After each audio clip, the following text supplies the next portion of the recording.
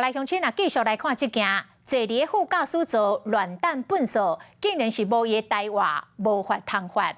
高雄一个乡亲赛车经过大寮区的合法路，发现头前车为副驾驶座夹一包粪扫出来。这个乡亲是真气愤，向环保局来检举。想袂到环保局的回应是，为副驾驶座夹出来的粪扫，正歹认定是驾驶夹的，嘛无法度确认乘客的身份，所以无法度来举发。这是互这个乡亲无法度接受，抛去伫网络顶，请大家来评理。结果真侪网友甲响应咯。讲安尼哦，后摆夹粪扫真简单啊，嘛免足粪扫车，就为副驾驶座甲粪扫夹出去就好。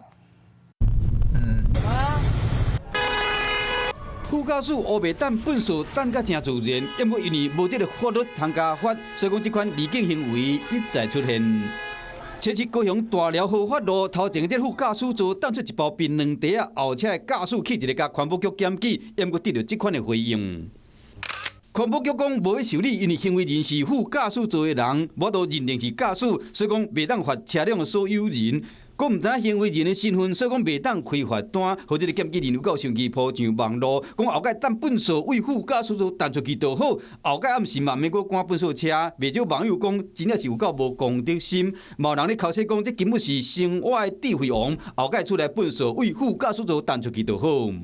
环保局已建议环保署比照道路交通处罚条例调整，以车主为举发对象。环保局讲，驾驶人啊，乌白弹粪扫会使罚1200块到6000块。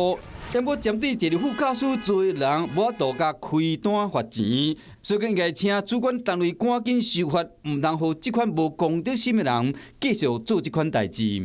嗨，我是庄宇杰，想要看到更多的新闻内容吗？赶快订阅华视新闻的 YouTube 频道，并且开启小铃铛，跟着宇杰一起看新闻吧。